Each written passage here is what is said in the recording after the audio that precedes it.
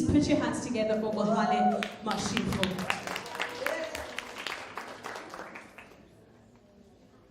Okay, it says Mohale Mashigo up there, but on my ID, I am Hubotsa Carol Mashigo. My friends call me Carol. Mohale Mashigo is my pen name. In your goodie bag is my award-winning album.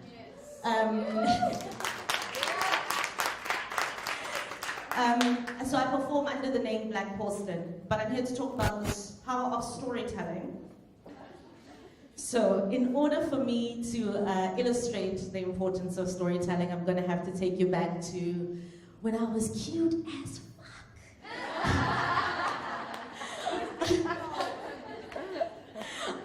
This is me. I was a little girl from Soweto, and I had finally attended my big school, and my big school was a school that belonged to the Transvaal Education Department. That's how old I am. It was still the Transvaal. And I remember one of the very first things I discovered at the school was a library. And I was beside myself because I was one of those kids that read when I wasn't supposed to read. So I was already reading because my dad used to do this thing where he'd pick up anything and give it to me to read because I was always asking why, how, who, when, why. That's how I became a reader. And one of the very first things I discovered was the library. And it was a dream come true, Tatum. So I discovered lots of books, but one of my favorites was Pippi Longstocking because I was a very awkward kid and I had pigtails, and when I didn't have pigtails I was pretty filthy. My mom was very embarrassed picking me up from school and we had to go somewhere. I was always filthy. I was rough and tumble, and Pippi Longstocking was one of my favorite stories, Tatum. But I had a knack of going where I wasn't supposed to go, and I remember my first adult book was The Color Purple, and something happened. I didn't know something was missing from my life as a dirty little reader until I read this book, The Color Purple. I will admit that it was completely age inappropriate, and I think it was my dad actually, because I always used to have my books approved, and I took a bunch of books and my dad was like, yeah, it says Color Purple, should be cool. I had to be about 9 or 10, and when I read this story, although it was age inappropriate, something happened. I realized that I'd never read a story about black people, not once. This was my first book where there were black women, and they were beautiful, and they were flawed. Some of them were kissing each other, but you know, whatever works for them. And that is when the first click happened. Tatum. So a few years later, when I was in high school, one of our set works was nervous conditions. And I remember I used to get the set work and I'd read it. I'd read the whole thing. You know how they say, read the first chapter? I'd read the whole thing in the night so that I could send notes to my friends when we were reading in class. But they didn't read it the whole night, so I was actually hampering people's education. But one of the most important things about this story is that I was reading about young black women from Zimbabwe, and my uncle is from Zimbabwe, so I was suddenly like, hey, hang on. They write stories about people I could possibly know. And these are things I could relate to as a teenager. And at the time, actually, I said I would never confess this again. I used to write Sweet Valley High fan fiction with a friend of mine. Yeah, fan fiction. It was nasty, it was dirty. We were teenagers, and I stopped writing the Sweet Valley High fan fiction very soon after I started reading this book, because I realized that although we were, getting out our feelings and telling stories that were important about boys that were doing things to us, something was missing from my storytelling. And the third click, Tatum, was when I was 19 and a friend of mine recommended a book by Zakes Mda called Ways of Dying. And it was then that I realized that this is a book about, I don't know if you've ever read the book, but it's about a guy, Dologi, who goes around, he's a professional mourner. And Zakes was talking about a time in South Africa. He was telling a story about a time in South Africa when those stories weren't comfortable to tell. And these stories were stories that I could relate to, and I realized that you could write flawed, beautiful characters and still have a sense of humor about it. And after Ways of Dying, Tatum, I started writing. That's the opening line to my novel, The Yearning. And those 3 books changed the kind of storyteller I am because I was allowed to be honest about the story that I was telling.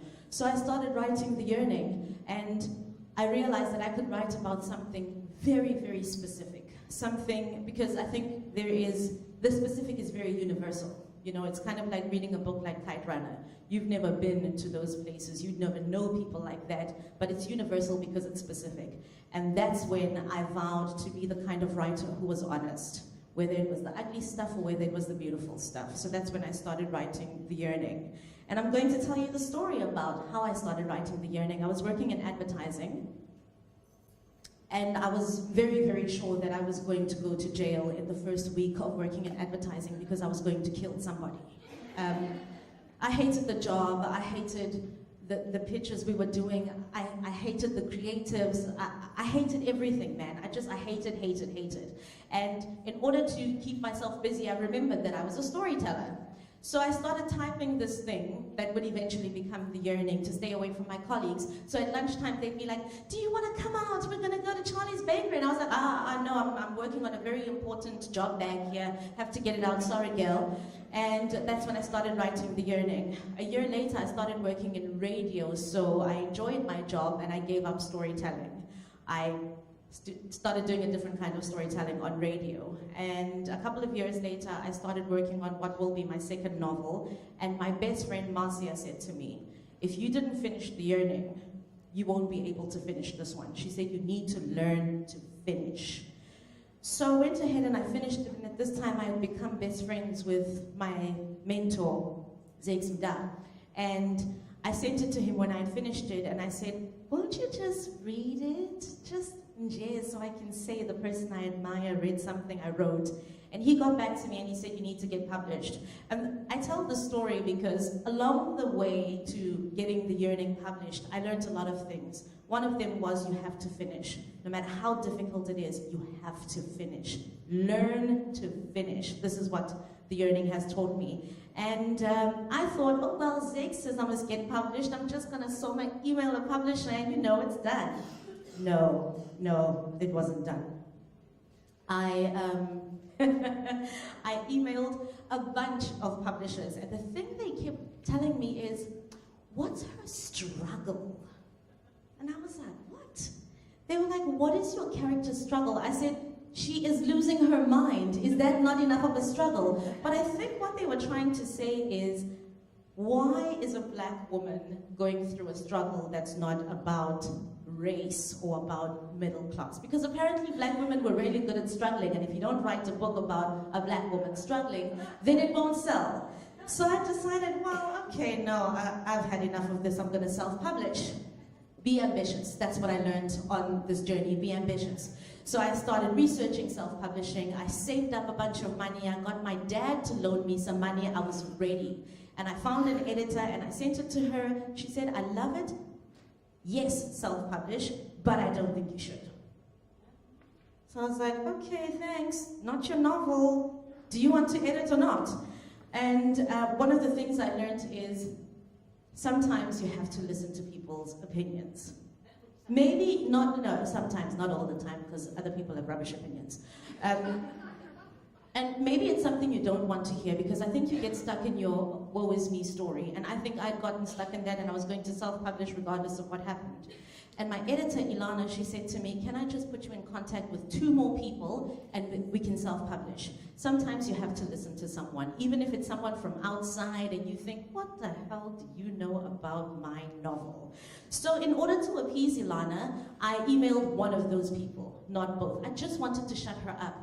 And that one person was Andrea from Pan Macmillan. She read it and she emailed me and she said, yes, I want to publish it. Here's something I learned. You are never prepared for the thing that you want. You are 1000% not prepared for the thing you want. Because Andrea, she said, let's go. And I was like, okay. She was like, May 2016. Oh, May. Andrea, I don't know. Signed the contract and it was done. And then we had to edit.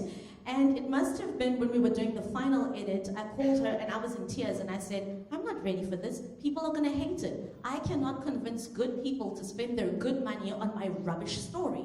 And I said to her, please, I'm sorry for wasting your time. Just tear up the contract and pretend this never happened, because you don't think that you will fall apart when your dream comes true, but you do. And Andrea said, this has happened many times before. I said to her, no, I'm not like those other people. I'm not like your other authors, because you think you're special. And we went ahead, and then we thought about the design of the cover, because Andrea and I wanted something very highbrow. We were very happy with our cover, and the sales guy said, nobody is going to look at this highbrow rubbish cover of yours and want to buy it. And this is another thing I learned. There are many processes in creating something, and you're not an expert at all of them. So I fought, and I fought, and I fought, and eventually Andrea said, we have to pick our battles. The sales guys sell books all the time. They know what they're talking about. And they came up with that cover over there with the eye. First they showed me the lady's face, and I said, I don't want a stranger's face on my cover, so you're gonna have to zoom in so even that person wouldn't recognize themselves. And then, do you know what? I'm so glad actually the sales guys picked that one, because I'm so happy with it. But I wouldn't have known, because I was so stuck with it's my baby. And the other thing I learned was sometimes you need to let go. You're an expert at the vision, but sometimes along the process, the vision changes slightly because there are experts at other things along the way. So I tell this story about the yearning not because I'm proud of myself. I am, but I tell that story because there's so many lessons to be learned from it. The power of storytelling is up next though. So I'm just telling you about this process. And we also got told this thing about how we're only going to print 1,000 copies because books in South Africa don't sell, and. And I said to them, I don't think so. I mean, if you're ready to reprint after a few months, then yeah, absolutely, print 1,000. After 2 months, we reprinted because I said, I believed in it, and I said it would happen. And here's the other thing. You know how sometimes people are experts at a thing? Sometimes people get stuck in sort of routines. And the routine in publishing in South Africa is that you print 1,000 and you hope to God you can sell those 1,000 in a year or two. And because I was a newbie and I wasn't jaded and I didn't have any of those other stories, I told them, we will reprint. And we did. So after 2 months, never happens with local fiction, we reprinted. So I'm very proud of my baby.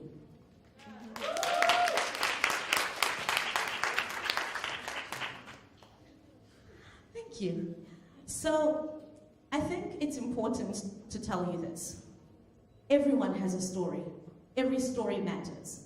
And specifically in South Africa, we've had a history of not telling a lot of things, which means we have a lot of unspoken stories, a lot of missing stories, and a lot of stories that we'll never know about because they're buried.